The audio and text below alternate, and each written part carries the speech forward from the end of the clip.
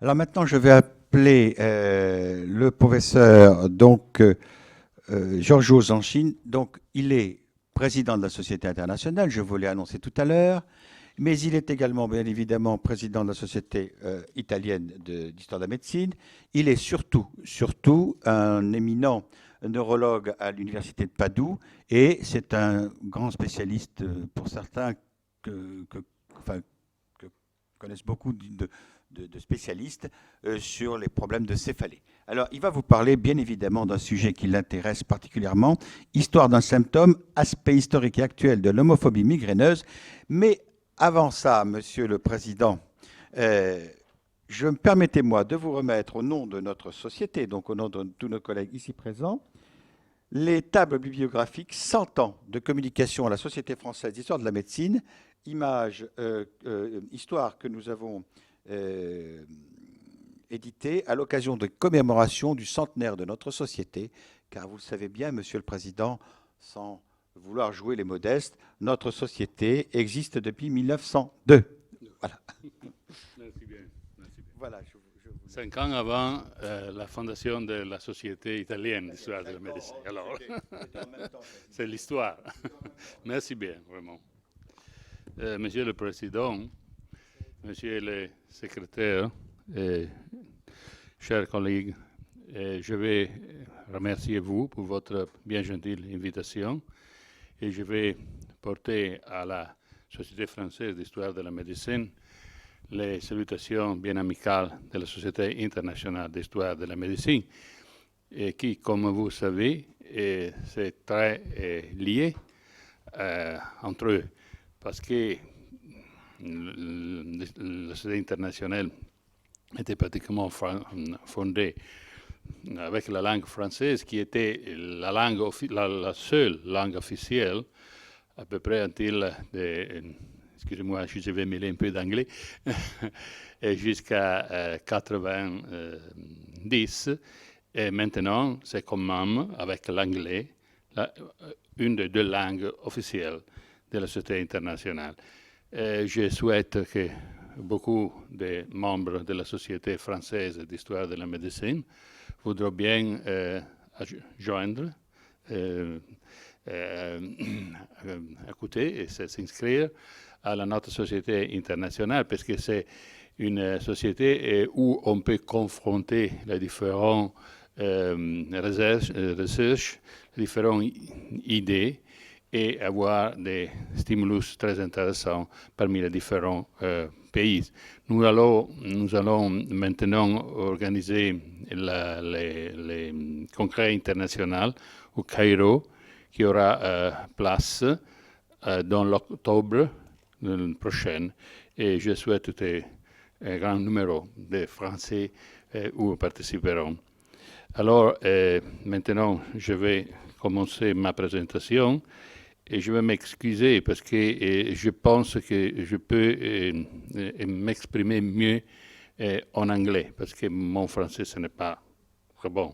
Mon anglais, ce n'est pas parfait, mais je vais l'employer plus fréquemment. Alors, puisque je sais qu'il y a une enregistration, il est bien que tout le monde puisse comprendre ce que je dis. Et alors, avec les soins et l'aide de votre secrétaire, mon bon ami Philippe Albou, j'ai pu présenter l'écrit en français, et j'irai plus ou moins à parler, le présenter en anglais. Alors, seulement un moment, ma présentation, c'est une sorte de réunion parmi l'histoire et l'actualité. C'est une des façons d'entendre l'histoire de la médecine qui, en ma opinion, c'est très productive, très stimulante.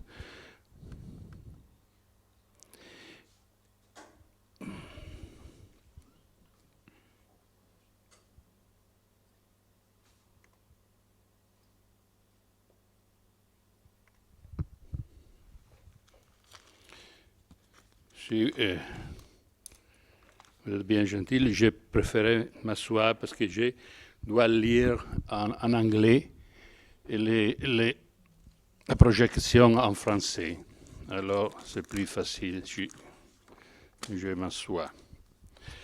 Alors, le thème, c'est Historical and Contemporary Observations on Osmophobia in Migraineuse.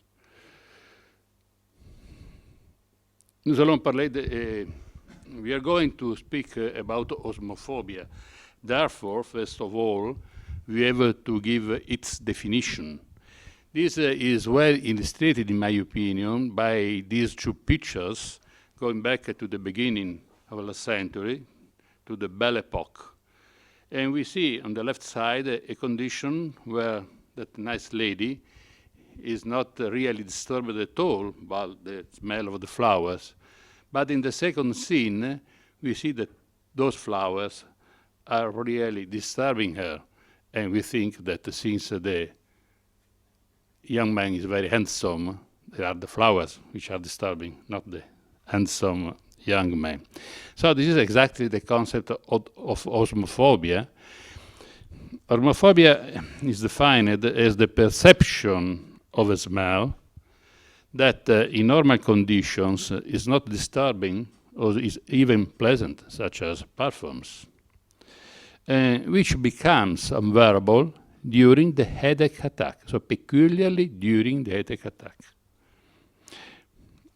We wanted to study this phenomenon since looking at the old text, we made a very detailed inquiry on that, and we found a few quotations. We present just a few of them.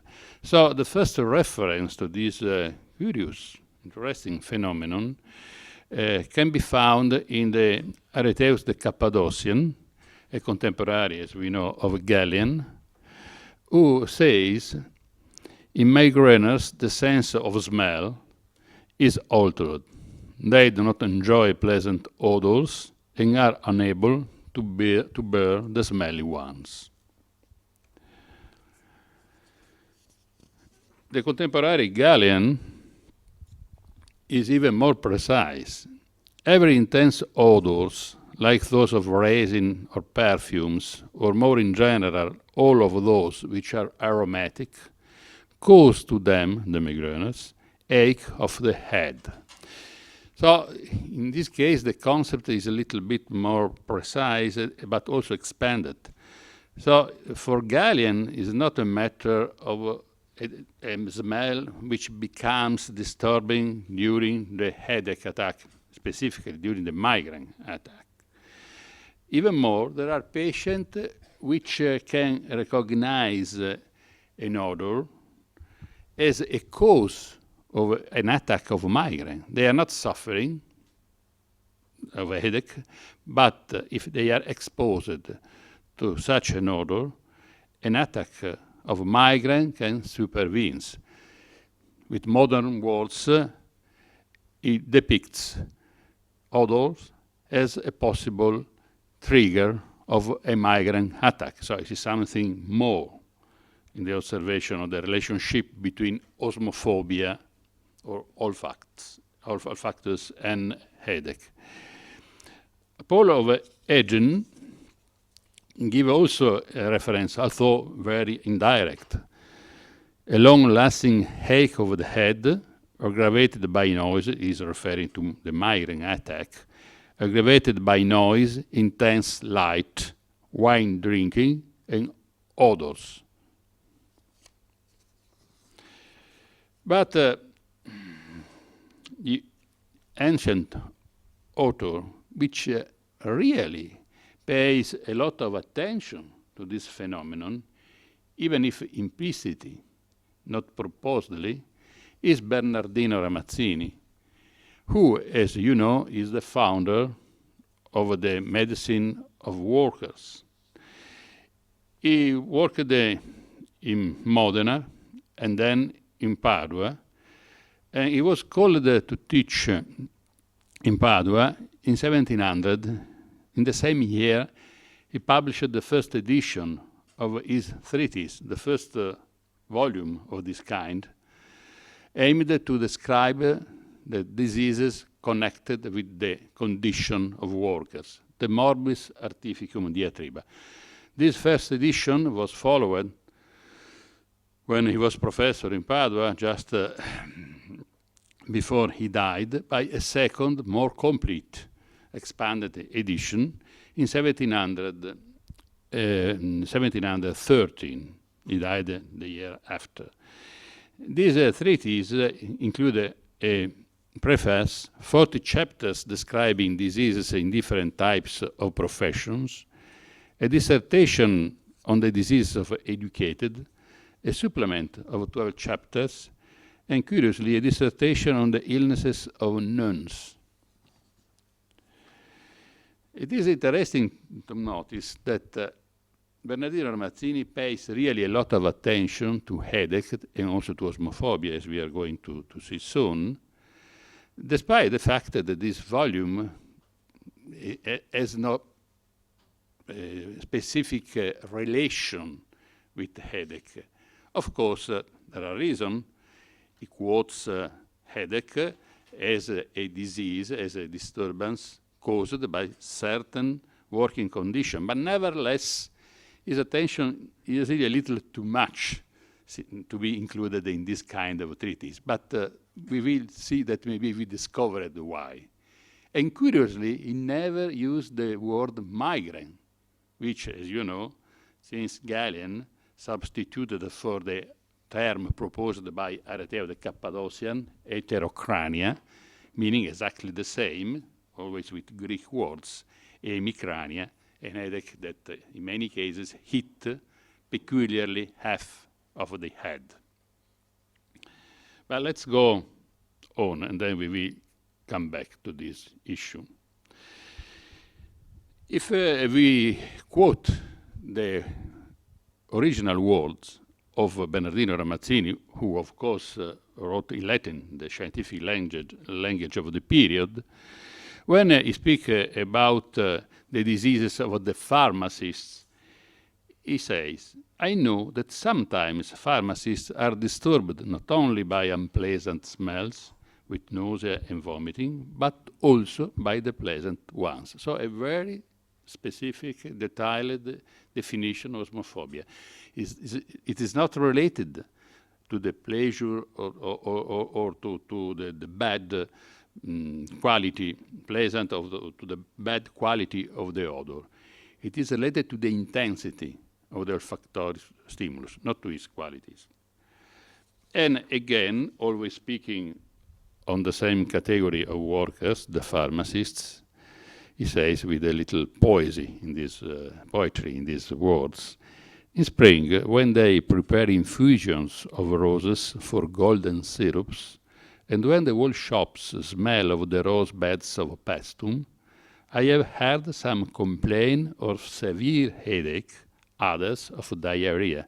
A very interesting observation. Diarrhea is not a very frequent symptom of a migraine attack. But when it is present, it is very proper for a diagnosis. It reflects, of course, a specific manifestation of the vegetative disturbances which accompanies the migraine attacks. But again, describing the disease which affect another category of workers, the diseases of oil millers, tanners, and other grimy craftsmen, we find a very interesting consideration, which is autobiographical, and which give us a clue we will clarify later. There are also many other workshops that are a plug for the noses. Such are the shops where oil millers, tanners, string makers, butchers, fishmongers, sauce peddlers, cheesemongers are working, and those who draw candles from tallow. Whenever I set foot in this kind of a place, I should say I suffered from an upsetting of my stomach that was far from mild. I could not stand the depraved smell for long without a headache and some retching. So this is a personal experience, and we will take advantage of this passage later.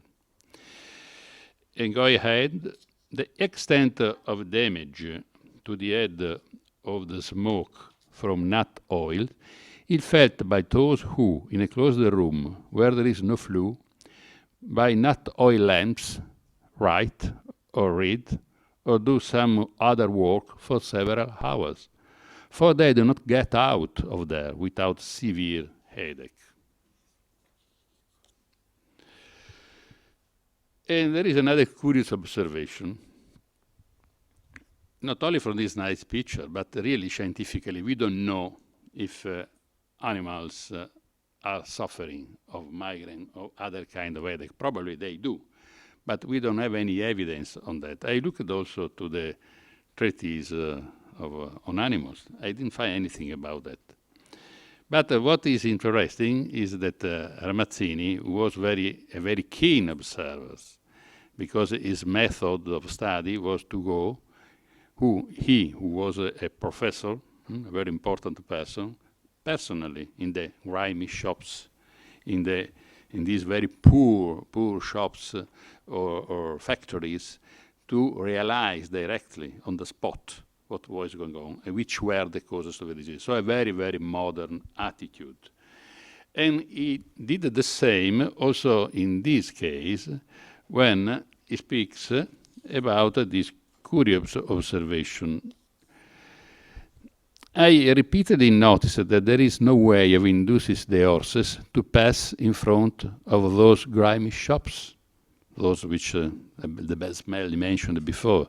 Indeed, as soon as these animals smell that stench, they rush back to the stable like crazy. So we don't know if they got also a migraine, but for sure they are also affected by, in this case, of course, we are dealing with bad odor, so it is a very particular condition respect to the concept, the general concept of osmophobia.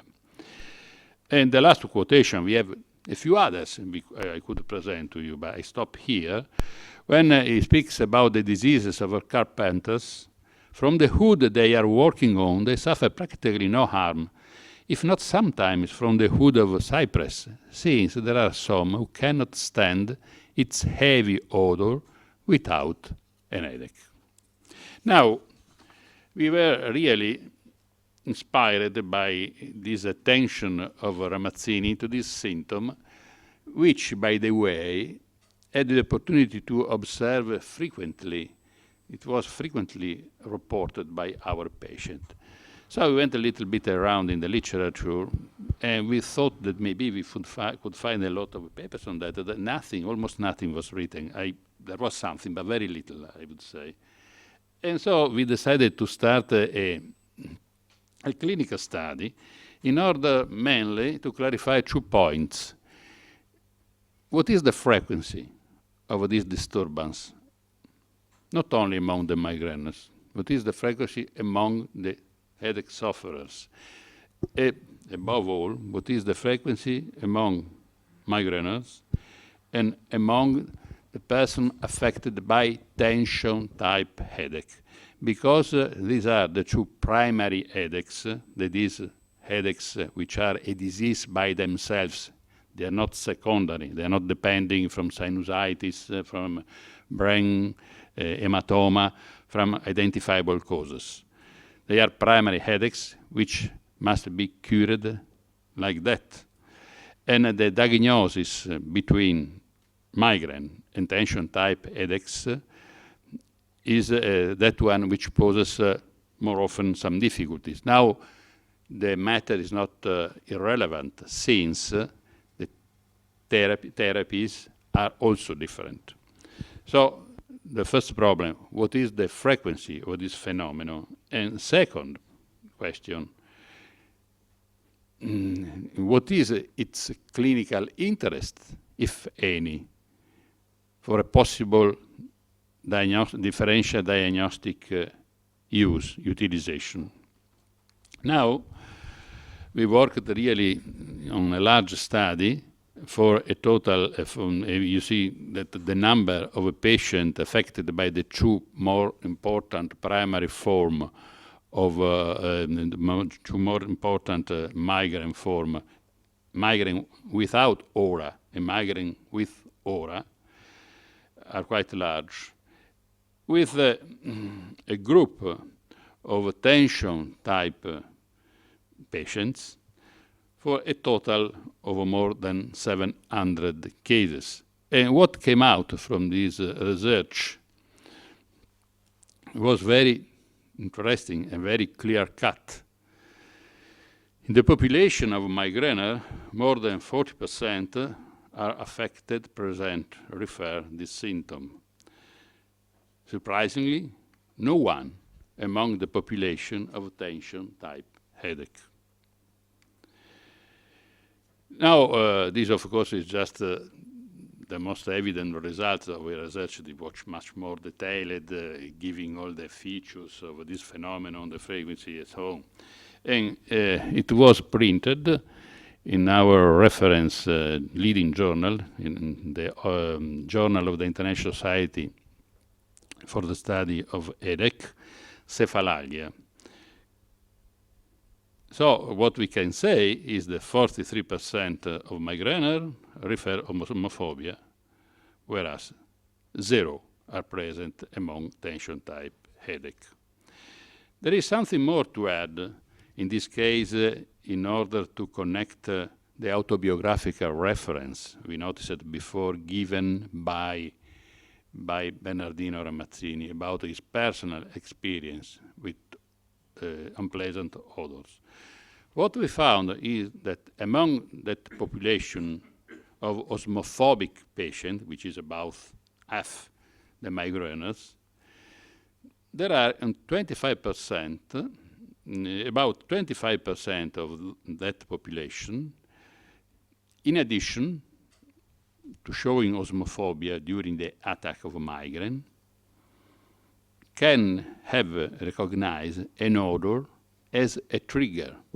So, in a sense, they are a population in which we could include, as far as his report is very precise, Bernardino Ramazzini.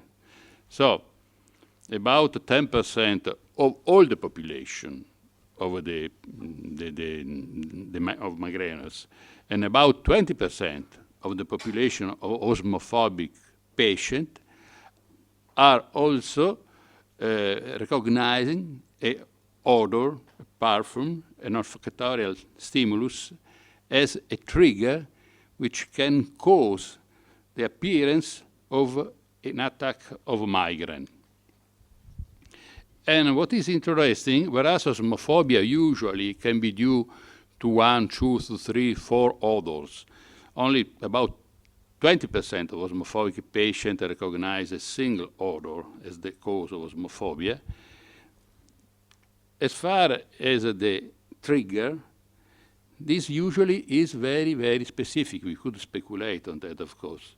And the main offending odors which can cause the attack are perfumes. So they are not really bad odors, but they are very intense, or cigarette smoke, or the odor of food. Now, what are our conclusions? Our conclusions are that Ramazzini, founder of occupational medicine, pays special attention to osmophobia, as we have seen, and to its relation with headache. His writing on the subject has contributed to prompt our investigation on the role of osmophobia in headache. As we have seen, results are quite relevant. Almost 43% of migraineurs reported osmophobia during the attacks, whereas among tension-type headache patients, no one reported it. Therefore, osmophobia appears a very specific marker to discriminate adequately between migraine, with and without aura, and tension-type headache. So osmophobia has to be considered a symptom with low, using modern terms, with low sensitivity, because less than half of the population refers this symptom, but highly specific, because it's only migraineurs for the differential diagnosis between migraine and tension type headache. Consequently, this investigation supports the inclusion in the next International Headache Society classification of osmophobia as a migraine diagnostic criterion and gives to the general practitioner a relevant clinical symptom, very simple together, for the differential diagnosis with tension type headache. But getting back to our historical interest, there is another question. Was Bernardino Ramazzini a migrainer? We presented on this some consideration in a Congress of the European Federation of Neurological Societies. And our argument is that from these results, the results of our clinical study, which were nevertheless inspired by Ramazzini's work, we can in turn reciprocate to Ramazzini with a diagnosis, a modern diagnosis. So we think to have demonstrated that Ramazzini himself, who, quotation, could not stand the depraved smell for long without a headache and some retching, was also himself a migraine sufferer. I thank you very much for your kind attention.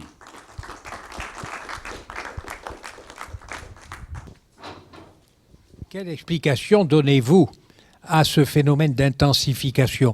On sait que la caféine, par exemple, un café fort atténue la douleur des migraineux. Alors là, c'est l'inverse. Est-ce qu'il y a un processus comme la sérotonine, la dopamine qui interviendrait? Vous avez quoté la caféine. Alors, une chose, c'est l'action biochimique. Une autre chose, c'est les stimulus olfactifs. Et, si vous demandez sur le café, alors il y a des patients qui auraient un avantage s'ils prennent le café, mais ils ne peuvent pas le prendre pendant l'attaque. Parce qu'il est disturbing. Ça, ce sont deux choses différentes qui ne contradisent pas. Et la raison, c'est plus générale, selon moi. Et donc, nous pouvons demander qu'est-ce qu'il y a en arrière de la raison générale. Aujourd'hui, on pourrait entendre, in sens général, la migraine comme une difficulté de l'organisme à s'adapter aux stimulus extérieurs, dans toutes les différentes modalités. Nous connaissons, par exemple, le disturbant de la douleur, nous connaissons les disturbants maintenant de l'olfact.